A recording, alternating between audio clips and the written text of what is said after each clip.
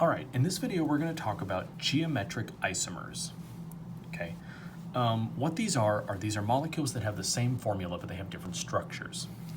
So, same formula, but different structures. In other words, things are connected together differently. Honestly, the easiest way to do this is to just show you a couple examples. So, for example, C2H6O. There is more than one way to draw this. One option is to have two carbons and then an OH.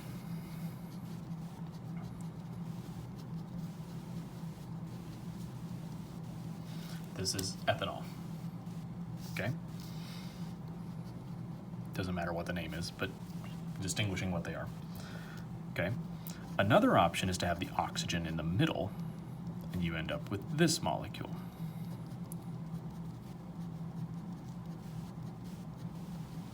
This is dimethyl ether. Doesn't really matter what it's used for. It's a solvent in organic chemistry. But these things behave very differently. This one, if you drink it, is alcohol. This will get you drunk. It has negative effects on your liver. I wouldn't drink too much of it.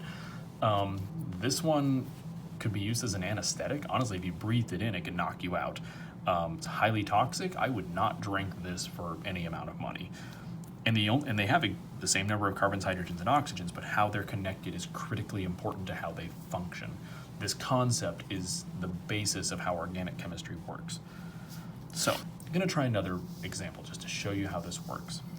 So we're going to look at C4H9Cl. Okay. I'm also going to show you a shortcut called skeletal structures. Can't write today. Skeletal structures. Okay. So if you had this molecule, the way we draw it in organic chemistry is we don't draw the hydrogens unless we don't draw the carbons, and we don't draw any hydrogens attached to carbons.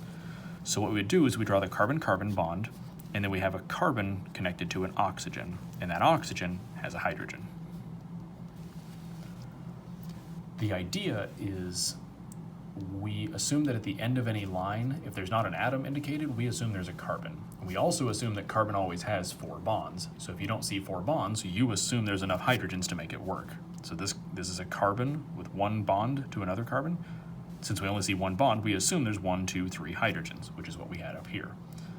Here, we see a bond from this carbon to another carbon and a bond from this carbon to an oxygen. So there's 2 bonds, so we need 2 hydrogens, which is what we saw here. Anything that isn't carbon, we do draw the hydrogens attached. Okay, so that's that molecule. I'm going to try the same thing here. I will also tell you that carbons, if you build them, if they're all single bonds, they kind of form this zigzag shape. And so instead of just drawing a straight line, we zigzag them. So for C4H9Cl, what we have is a 4-carbon chain. 1, 2, 3, 4. So carbon at the end, carbon in the middle, carbon in the middle, carbon at the end. So 1, 2, 3, 4. And we have a chlorine somewhere on there because everything else is hydrogens attached. So one option is to put the chlorine here. You get a slightly different molecule if you put the chlorine here. Now, if you move it one more space, that's the same thing as this because you could just flip the molecule over and it'd be the same thing. If you put it at the other end, that's the same as this. But we could rearrange the carbons a little bit. One option is to have 1 carbon in the middle with 3 carbons attached, and then we could have a chlorine attached to the end. Or we could do the same thing and have a chlorine attached to the middle. These are the 4 isomers for whatever this molecule is. This one I don't know the names of this one. Okay. This is this is one of the reasons that condensed structures are important in organic chemistry. Okay, so if we were going to distinguish between these two, we write them both like, they could both be written like this, but this one is more likely to be written as CH3CH2OH. This one is CH3OCH3. So they both are 2 carbons, 6 hydrogens, and an oxygen, but this gives you indication as to how things are structured. So what you'll find is that if you ever make it to organic chemistry, we usually just draw the structure. We don't really worry about how many carbons and hydrogens and oxygens and chlorines there are. We just draw the structure and it works, okay? So this isn't a hugely important topic, but I at least wanted to make a short little video explaining some of the concepts, okay? If you also make it to organic chemistry, the idea of, here, we'll at least start another example. Let's say we had the same as the last problem, but one more carbon, C5H9Cl. What we will find is that every molecule will either need to have some sort of ring or double bond.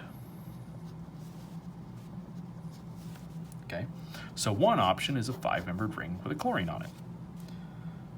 One option is to have a 4-membered ring, which is not super stable, but a carbon and a chlorine. Or, oops, I can't draw squares apparently, or a carbon and a chlorine. Those are slightly different structures. Or a carbon and a chlorine, or a carbon and a chlorine. Okay, these are all different molecules. You could also have a 3-carbon ring. You could have 2 carbons sticking off the side, and you can have the chlorine here, or here, or here, or here. Those two are the same. You could also have a 3-membered ring with 2 different carbons, and you could have a chlorine here or here. This would be the equivalent of that, and this would be the equivalent of that, but you could also have it here. You could also just have 5 carbons in a chain, 1, 2, 3, 4, 5, and have a double bond somewhere. Well, if you put the chlorine here, that's different than putting it here, or here, or here, or here. If you made a 4-carbon chain, 1, 2, 3, 4, and put the carbon somewhere else, you could still put your double bond in there and have your chlorine here, or here, or here, or here, or here. You could also start with this first one and move the double bond. So this is a different molecule than that. You can see how quickly this gets complicated. I've only drawn, I think I tried to do this in class once, and I gave the class the opportunity to like try this. I think we got about 50 structures before I said, don't worry about it, you get the concept. This is just the tip of the iceberg for how complicated this can get. I just wanted you to understand the concept. So if you're ever asked, are these two molecules isomers? What you would do is write out the formula, and if the numbers are all the same, the answer is yes, they're isomers. Okay, thanks.